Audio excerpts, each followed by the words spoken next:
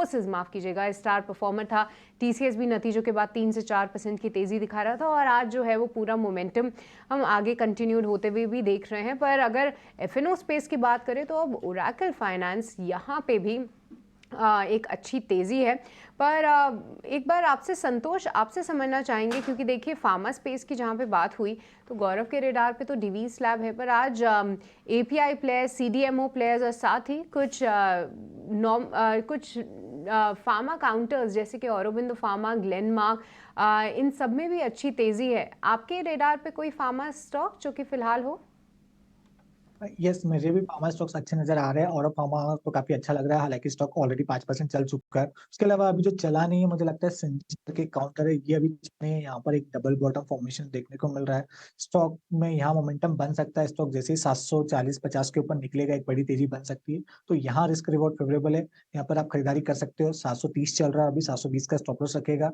750 cross करता है तो आपका टारगेट 790 से 800 रुपए तक के हो सकते हैं। चलिए संतोष, दूसरा स्टॉक आपने कौन सा बताया था? मेरे दो बाइंग कॉल है, एक तो जेके पेपर और एक बीईएल है। दूसरा स्टॉक बीईएल। अच्छा अच्छा अच्छा, बीएल की जिक्र कर रहे थे। चलिए बढ़ते हैं आगे और कुछ और अहम सेक्टर को फोकस में करते हैं। एक सेक्टर जो थोड़ा सा यहाँ पर ऊपरी स्तर से हल्का हुआ है, आईटी स्टॉक्स में हम देखें और विप्रो में जो है वो गिरावट देखी गई है। हालांकि इन्फोसिस, टीसीएस और एचसीएल टेक में बढ़त नजर आई है। तो क्या आईटी स्टॉक्स में एक बार नजरिए को इस वक्त रिव्यू करने की आवश्यकता है? गौरव, आईटी स्टॉक्स पर जरा अपना नजरिया दीजिए और यहाँ आपको क्या लग रहा है? यहाँ से आईटी स्टॉक्स पे आपका आगे का नजरिया क्या बन रहा है? देखिए, हम लोग का जो काफ़ी स्ट्रॉन्ग कन्विक्शन जो रहा है वो आईटी में पिछले कुछ समय से रहा है। हमने अपने क्लाइंट्स को काफ़ी इसमें डायरेक्ट वाया इनडायरेक्ट रूट से दिलवाया भी है। चाहे आप किसी को अगर सेक्टरल फंड्स प्ले करना है तो आप प्ले कर लीजिए ये कह के, और डायरेक्ट इक्विटी में भी दिलवाया है। एट दिस पॉइंट टाइम जो हमारे इनिशिएशन लेवल्स थे वो 26,500 27,000 के थे। आज ऑलमोस्ट 30,000 निफ्टी आईटी आ चुका है और हमारे लक्ष्य 40,000 के थे। तो एट दिस पॉइंट टाइम हम लोग सिर्फ क्लाइंट्स को थोड़ा बहुत मुनाफा वसूली के लिए कह रहे हैं। यहाँ से और अपसाइड आपको देखने मिल सकती है, चाहे आप इंफोसिस के लीजिए, चाहे आप विप्रो के लीजिए, और अपसाइड पॉसिबल है। बट फ्रेश एंट्री यहाँ पे अवॉइड करूँगा। किसी के पास है तो बिल्कुल बने रह सकते हैं। इनफैक्ट टेक महिंद्रा भी काफ़ी बेहतरीन लग रहा है, एक अच्छे कंस्ट्रक्शन के बाहर आ रहा है। तो यहाँ पे भी थोड़ा अगर करेक्शन आता है तो वहाँ पे भी देख सकते हैं, उसके नतीजे आने बाकी हैं। बट स्ट्रक्चर उसका भी काफ़ी पॉजिटिव है। तो अगर किसी का नज़रिया 1-1.5 साल का है तो Wipro, HCL tech, tech Mahindra, यहाँ पे अभी भी मौके हैं जहाँ पे अच्छी अपसाइड आपको देखने मिल सकती है। गौरव, आपसे इंडेक्स लेवल्स पे राय लेना चाहेंगे। 22,000 पहली बार निफ्टी ने टच किया है और साथ ही बैंक निफ्टी भी 48,000 का जो लेवल है वो होल्ड करने में कामयाब है। क्या सेकेंड हाफ में थोड़ी सी प्रॉफिट बुकिंग की उम्मीद की जाए? आपको लगता है कि आज का दिन इन्हीं स्तरों के आसपास कहीं बंद होना चाहिए? देखिए, एक अच्छी अपसाइड हमको निफ्टी में देखने मिली है। मगर आप आरएसए अगर देखेंगे तो वहाँ पे अभी भी थोड़ा सा जो है डगमगा रहा है और उतना उछाल हमको आरएसए में देखने नहीं मिली है। दूसरा अगर कहा जाए, एक छोटी सी बेरिश फॉर्मेशन अर्ली चार्ट्स में बनी ज़रूर है। तो जब तक ये फ्यूचर्स में निफ्टी फ्यूचर्स अगर 22,120 130 सस्टेन नहीं करते हैं तो थोड़ी सी प्रॉफिट बुकिंग आ सकती है। मैं नहीं कहूँगा आज के आज पूरी अग्रेसिव प्रॉफिट बुकिंग आएंगी। आप देखिए ओवरऑल ब्रॉडर मार्केट्स वो उतना यूफोरिया नहीं दिखा रहे हैं, वो उतना स्ट्रांग नहीं है कंपेयर टू जो निफ्टी और बैंक निफ्टी हमको देखने मिल रहा है। तो थोड़ी सी प्रॉफिट बुकिंग वहाँ पे शुरू हो चुकी है। तो अगर ये 22,120 130 वाला फ्यूचर सस्टेन नहीं करता है, आज पार नहीं कर रहा है, तो प्रॉफिट बुकिंग जो है वो निफ्टी में भी थोड़ी देखने मिल सकती है। ठीक है, तो ये नजरिया फिलहाल इंडेक्स पर आता हुआ गौरव जी की तरफ। संतोष मीणा को शामिल करते हैं। Santosh ji, good afternoon. बताइए आपकी नजर आज कहाँ है? Good afternoon. सो मार्केट में आज मार्केट में भी तेजी है और सेक्टर और स्टॉक स्पेसिफिक भी कई सारी अपॉर्चुनिटी नजर आ रही है। आज पेपर स्टॉक्स को देखें तो काफी अच्छी मोमेंटम देखने को मिल रही है सारे ऑलमोस्ट सारे पेपर स्टॉक्स में। वहीं जेके पेपर का चार्ट सेक्शन मुझे काफी अच्छा लग रहा है। यहाँ पर एक चैनल फॉर्मेशन का ब्रेकआउट आया अच्छे वॉल्यूम के साथ। स्टॉक ने अपने 200 दिन के मूविंग एवरेज पे एक बहुत अच्छा बेस बनाया था और अब एक फ्लैग फॉर्मेशन का ब्रेकआउट दे रहा है, तो यहाँ पे खरीदारी करना चाहिए। यहाँ पे जो टारगेट रहेगा 430 का रहेगा, स्टॉप लॉस 407 रुपए का रहेगा।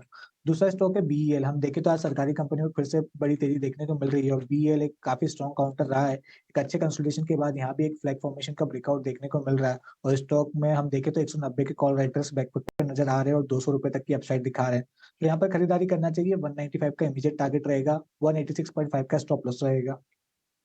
राइट, तो बीईएल और जेके पेपर, ये दो काउंटर्स दोनों ही बाई साइड के रिकमेंडेशन संतोष की तरफ से आते हुए। पर गौरव बताइए, आपके रेडार पे कौन से स्टॉक्स हैं? पहला रिकमेंडेशन जो होगा वो है क्रॉम्पटन ग्रीव्स का। यहाँ पे अगर आप देखेंगे तो स्लोली और स्टेडीली स्टॉक जो है ऊपर आ रहा है और एक स्विंग हाई ब्रेकआउट इसने दिखा दिया है। इसी के चलते अगर आप देखिए तो यहाँ पे एक 15 एक महीने का एक राइजिंग ट्रेंड का ब्रेकआउट हमको देखने मिला है। तो यहाँ पे सस्टेन अगर हो गया 315 320 के जोन में सस्टेन अगर होता है तो बड़े अपसाइड्स भी आपको देखने मिल सकते हैं। 10% 15% की अपसाइड आ सकती है। वॉल्यूम पार्टिसिपेशन धीरे धीरे करके ऊपर आ रहा है। आरएसआई जो है फिलहाल वीकली चार्ट्स पे 70 के आसपास है। जब तक ये 70 को सस्टेन कर रहा है आरएसआई आपकी जा सकती है टुवर्ड्स 70 80 और वो आपको एक पुश दे सकता है स्टॉक प्राइसेस को भी। तो यहाँ पे 319 के स्टॉप लॉस से आप क्रॉम्पटन ग्रीव्स बाय कर सकते हैं। 335 रुपये का इसमें लक्ष्य होगा। जैसे मैंने कहा, कोई अगर लॉन्ग टर्म के लिए भी प्ले करना चाहे, 2-3 महीने के लिए भी अगर करना चाहे तो भी अच्छा है। किसी का नजरिया का 1-2 साल के लिए कर रहा है तो उसके लिए बचे हुए लॉन्ग टर्म चार्ट्स पे रिवर्सल दिखा चुके हैं। दूसरा रिकमेंडेशन जो है वो है डीवीज लैब पे। ये हमने इस पे पहले भी चर्चा की है। एक अच्छा breakout, inverse head and shoulder breakout हमको देखने मिला। एक छोटे और inverse head and shoulder breakout का रीटेस्ट करके स्टॉक जो है सस्टेन कर रहा है। तो 3900 के स्टॉप लॉस से आप बाय कर सकते हैं। जनरली ये बड़े रिवर्सल पैटर्न्स होते हैं और अगर सस्टेन अगर हो गए तो यहाँ से 10 से 15% की अपसाइड आ सकती है। तो अगर पोजिशन ट्रेडर है वो 10-15% की अपसाइड के लिए प्ले कीजिए और जो शॉर्ट टर्म ट्रेडर्स हैं वो 5% की अपसाइड 4200 के लिए इसको प्ले कर सकते हैं। तो ये जो कॉल्स हैं वो गौरव की तरफ से आती हुई, जहाँ पे डिवीज लैब में खरीदारी की राय है। आज कुछ सिलेक्टिव फार्मा काउंटर्स में हम तेज़ी ज़रूर देख रहे हैं और ख़ास तौर से जितने सीडीएमओ और एपीआई प्लेयर्स हैं जैसे ग्रैन्यूल्स, लॉरस लैब, डिवीज लैब, कई दिनों बाद हम इनमें मोमेंटम देख रहे हैं, जो कि काफ़ी इंटरेस्टिंग भी है देखना। अगर हम सेक्टर वाइज वीकनेस को देखें तो निफ्टी मीडिया जो है इसको लीड करता हुआ नज़र आ रहा है। हालांकि पिछले हफ्ते हमने कई सारे जो छोटे मीडिया काउंटर्स हैं उनमें एक अच्छी तेज़ी देखी थी, पर आज बेहद प्रॉफिट बुकिंग का कह लीजिए शिकार हो रहे हैं। जैसे कि डिश टीवी करीब 5.5% की यहाँ पे गिरावट है।